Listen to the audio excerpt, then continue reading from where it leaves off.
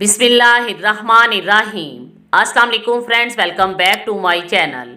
इस वीडियो में मैं आप लोगों से औलाद के लिए रमज़ानुल मुबारक का एक बहुत ही पावरफुल और आजमूदा वजीफ़ा शेयर करूंगी।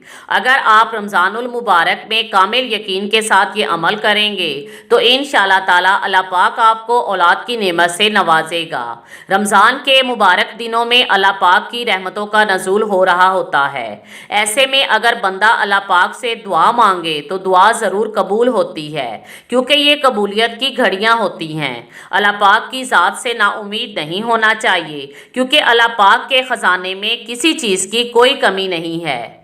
आप पूरे यकीन के साथ ये वजीफ़ा करें, इंशाअल्लाह ताला अल्लाह पाक आपको औलाद की नेमत से नवाजेगा। ये अमल आप लोगों ने इफ्तारी के वक्त करना है। इसके लिए बे औलाद औरत अल्लाह पाक के 3 नाम या खालिको या बारियो या मुसव्विरो 21 बार पढ़े और अव्वल और आखिर 11 बार दरूद शरीफ पढ़े। और जिस चीज़ से आप रोज़ा इफ्तार कर रही हों, खजूरें हों, पानी हो या कोई भी चीज़ हो, उस पर दम करके इफ्तारी कर लें और अल्लाह पाक से औलाद के लिए दुआ मांगे। इंशाअल्लाह ताला अल्लाह पाक उस औरत की दुआ कबूल फरमाएगा और उसे औलाद की नेमत से नवाजेगा। Thanks for watching.